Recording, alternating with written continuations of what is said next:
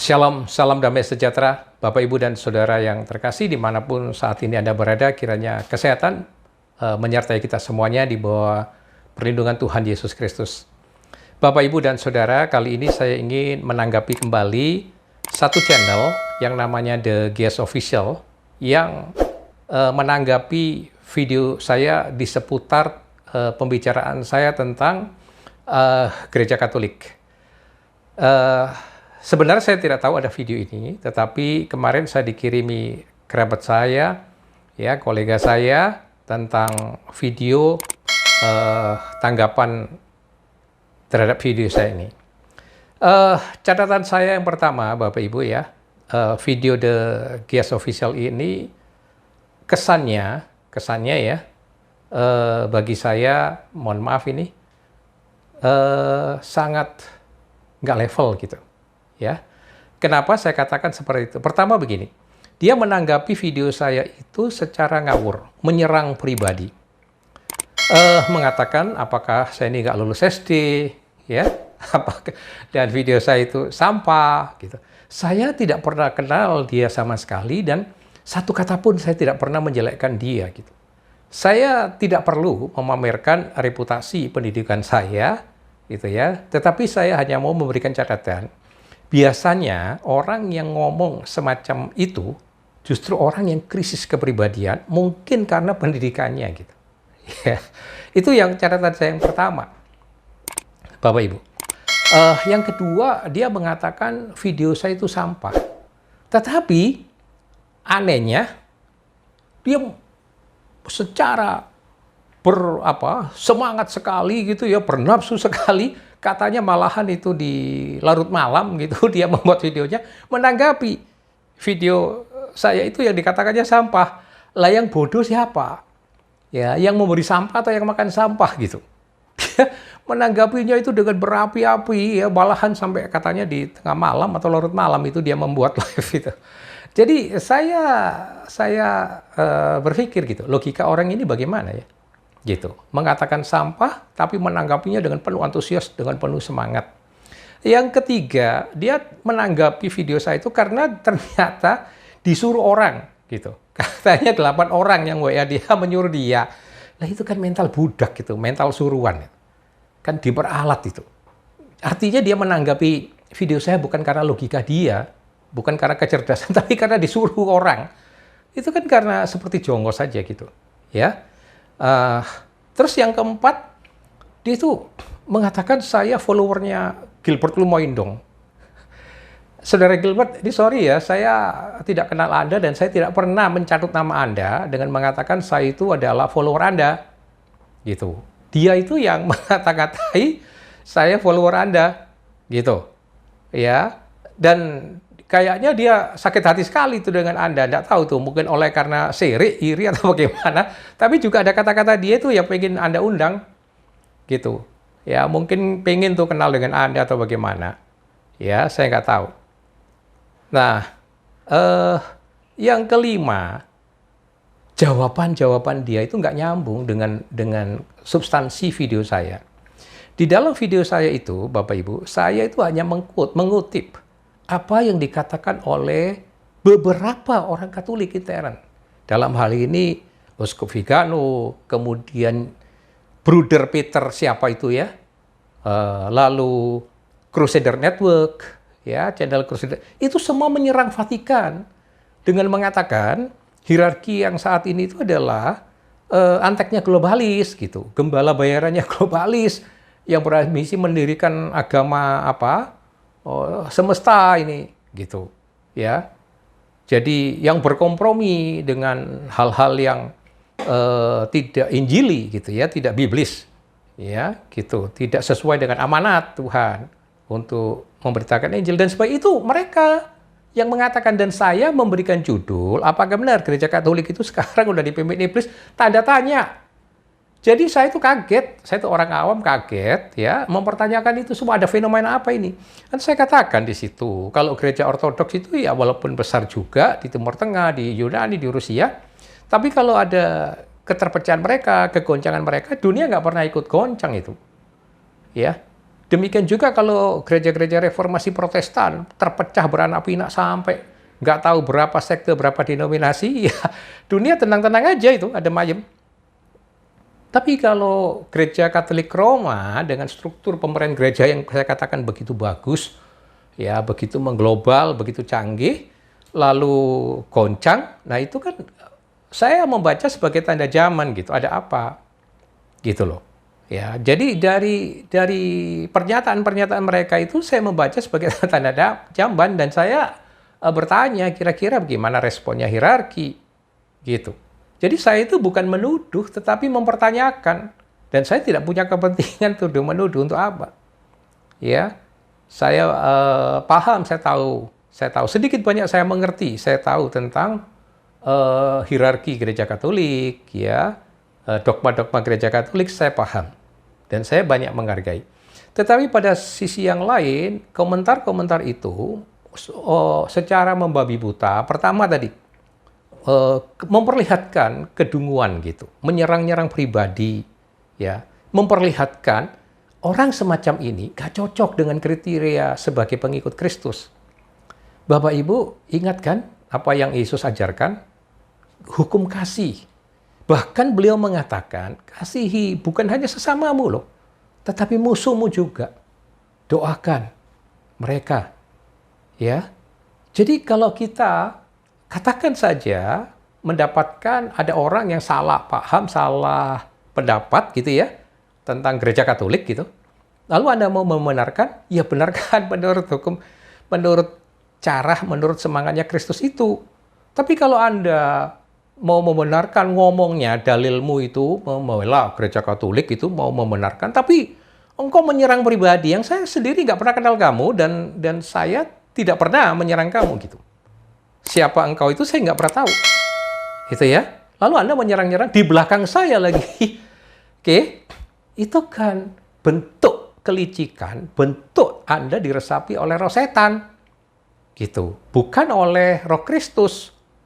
Ya, ingat loh, orang-orang Yahudi dulu, Farisi terutama di dalam hal ini, sangat fanatik. Membela agamanya, membela Yahweh, membela Musa, membela hukum Tauratnya. Fanatik. Tapi apa kata Yesus? Mukamu kayak kuburan di kapur putih. Tapi dalamnya penuh bangkai, tulang belulang. Ya, engkau ular beludak. Engkau mati dalam dosamu.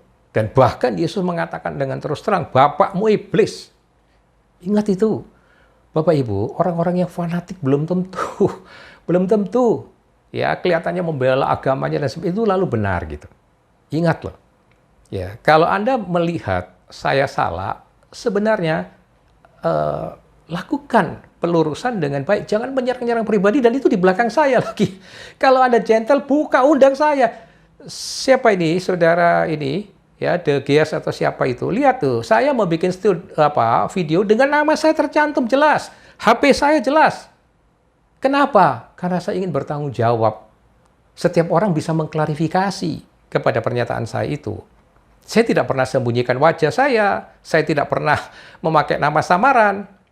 Ya, saya berbeda itu dengan Crusader Network aja saya kritik itu. Wajahnya nggak pernah dimunculkan, namanya nggak pernah diperjelas, di seminarnya saya kritik gitu.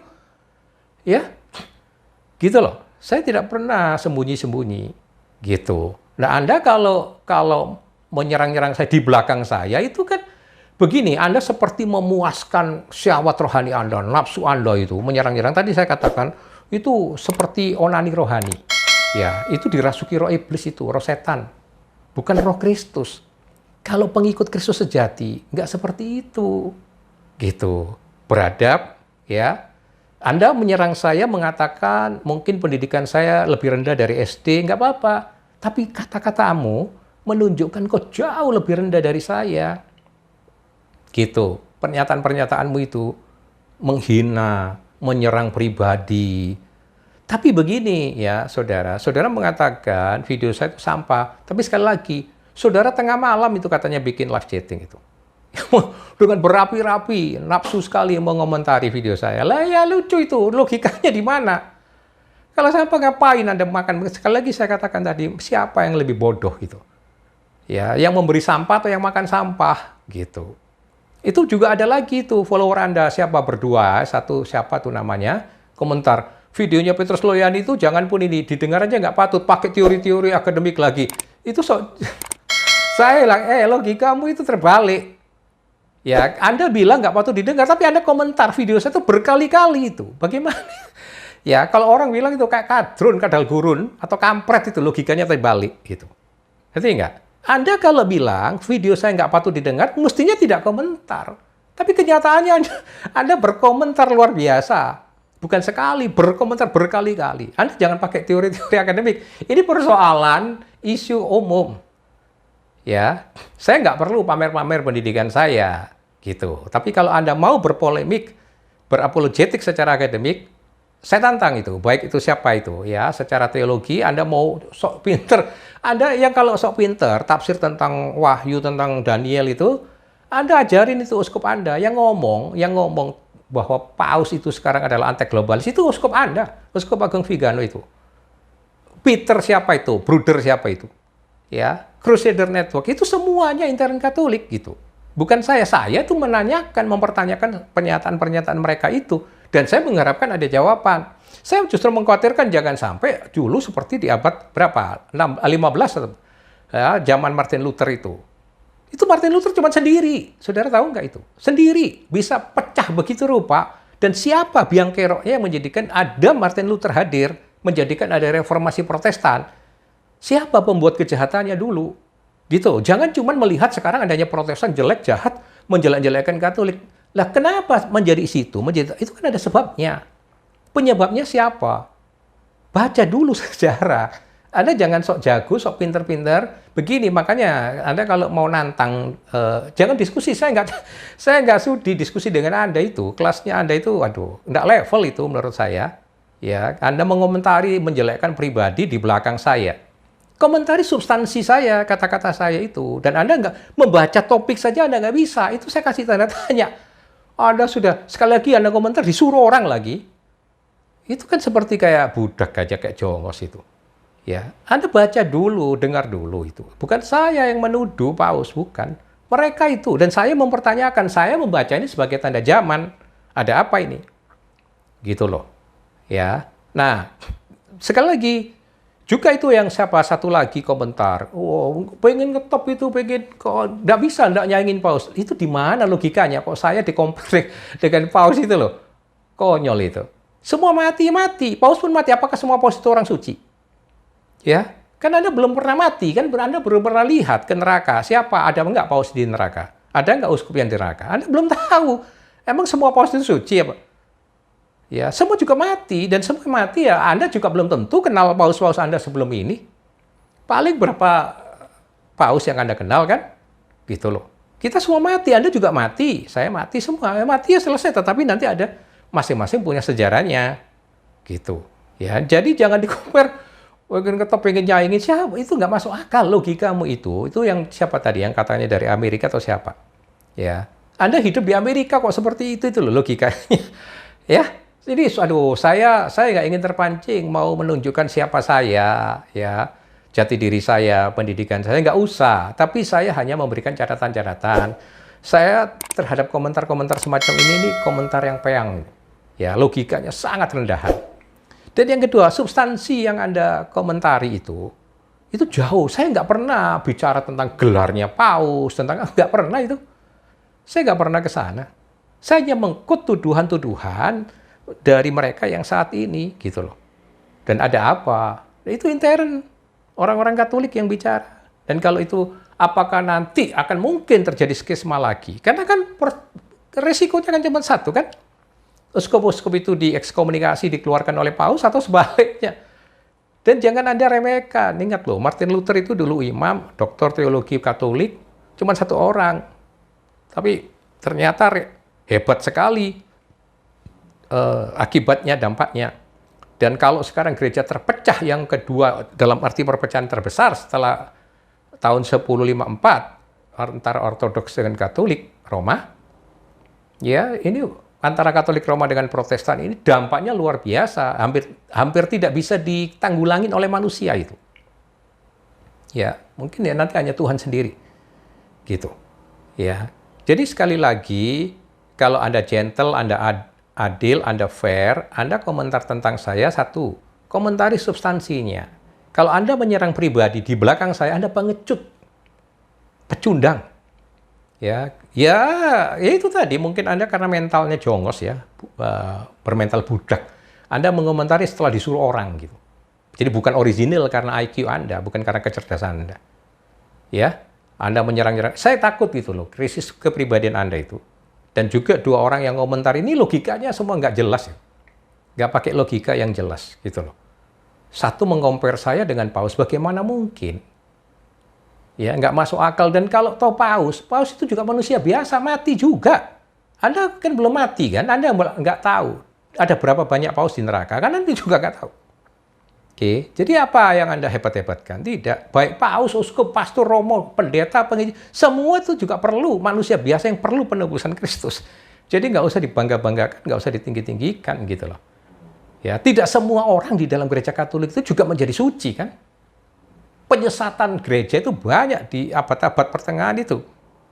Gimana? Ya, yang kedua itu yang coba siapa itu tadi? Ya pakai apa dengan disiplin akademik itu. Ini data umum, ini statement umum.